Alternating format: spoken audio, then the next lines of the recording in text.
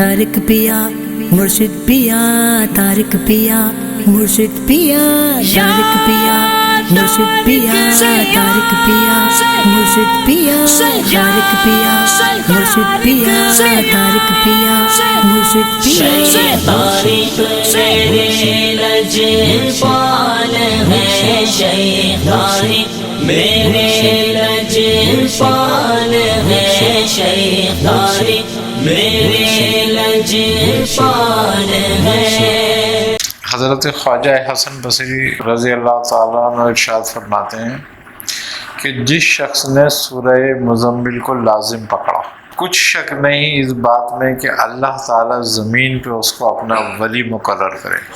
حضرت خواجہ حسن بصری رضی اللہ تعالیٰ عنہ ہی روایت فرماتے ہیں کہ میں نے مولا کائنات سے سنا کہ آپ نے فرمایا کہ میں نے 170 جنگیں سورہ مزمل کی برکت سے جیتی ہیں، اور درہ خیبر کو بھی آپ نے اسی کو پڑھ کر اکھاڑا تھا۔ حضرت شاہ ولی اللہ محدث دہلوی رحمۃ اللہ علیہ فرماتے ہیں اس کے بارے میں کہ اس کو پڑھنے والا کبھی کسی کو محتاج نہیں ہوتا، اللہ تعالیٰ اس کو دینی اور دنیاوی غنیٰ حاصل کر دیتا ہے۔ حضرت غوث محمد گوالی رحمۃ اللہ علیہ فرماتے ہیں کہ جو علم لدنی کا خواہش مند ہو وہ اس کو ضرور پڑھا کرے۔ حضرت نظام الدین محبوب الہی رحمۃ اللہ علیہ فرماتے ہیں کہ اگر کوئی شخص سورہ مزمل کو ہمیشہ رکھے تو اللہ اس کو غنی کر دیتا ہے، وہ ظاہری اور باطنی دونوں غناں اس کو حاصل ہو جاتی ہیں۔ اور آپ فرماتے ہیں کہ اگر کوئی غیبی مخلوق کو کھلی آنکھ سے دیکھنا چاہتا ہے تو وہ یہی صورت ہے۔ حضرت سلطان باہو رحمۃ اللہ تعالی علیہ فرماتے ہیں کہ جس سالک نے سورہ مزمل کی دعوت نہیں دی، اس نے سلوک میں قدم نہیں رکھا۔ آپ ہی فرماتے ہیں کہ اس کو پڑھنے والا کبھی بھی دربار رسالت سے الگ نہیں رہتا، یعنی کہ اگر وہ چاہے کہ میرا داخلہ دربار رسالت تک میری رسائی ہو جائے تو اس کو لازم پکڑ لے۔ حضرت خواجہ حسن بصری اور حضرت محبوب الہی رحمۃ اللہ علیہ، یعنی کہ حضرت محبوب الہی حضرت خواجہ حسن بصری سے اس کی روایت کرتے ہیں کہ آپ فرماتے ہیں کہ خواجہ حسن بصری نے فرمایا کہ میں نے مولا کائنات سے اس کی روایت کری ہے کہ محبوب الہی رحمۃ اللہ علیہ فرماتے ہیں کہ جب یہ سورت نازل ہوئی ہے تو سبز خط میں لکھی ہوئی تھی، اور اس کے ساتھ چاروں فرشتے آئے تھے۔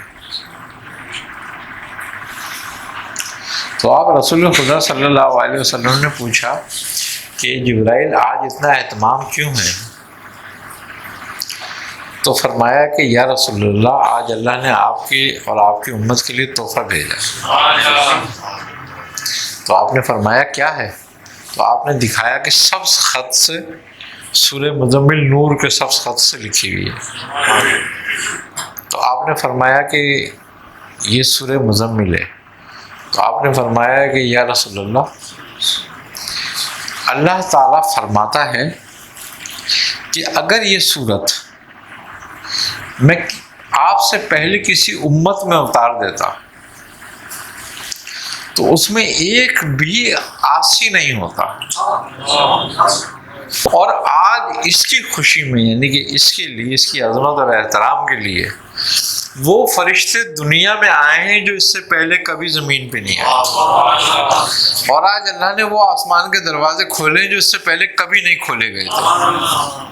حضرت نظام الدین محبوب الہی رحمۃ اللہ علیہ کے اقوال میں ہے کہ اگر اس سورت کو قبرستان میں کسی قبر پہ کھڑے ہو کے ایک دفعہ پڑھی جائے اور اس کو ایصال کر دیا جائے اس کا، تو 300 سال اس مردے پہ عذاب نہیں ہوگا۔ ایک بات تو یہ کہ قرآن کی ہر سورت کی اپنی ایک برکت اور خاصیت ہے۔ ہم 114 صورتوں میں کوئی بھی صورت اگر پکڑ لیتے ہیں تو وہ کلام حق ہی ہے اور وہ حق تک ہی لے جاتا ہے۔ بس فرق اتنا سا ہے کہ اگر ایک مرکز ہے، مثال کے طور پر کہ بھئی صدر مرکز ہے، سب نے صدر آنا ہے، تو نعت کے ناچے والے دیر سے پہنچیں گے اور گارڈن والے جلدی پہنچ جائیں گے، پہنچیں گے سارے وہاں پر۔ تو یہی حال ہے صورتوں کا کہ ان کا جو مصدر ہے اور منبع ہے وہ تو ذات حق ہے، تو جانا سب نے وہیں تک ہی ہے۔ دیکھو کلام کوئی بھی ہے جس کو ہم باقاعدہ ورد میں رکھنا چاہتے ہیں یا اس کی باقاعدہ مدامت کرنا چاہتے ہیں، تو اس کے لیے بزرگوں نے فرمایا ہے کہ باقاعدہ اجازت لو، اجازت سے پڑھو۔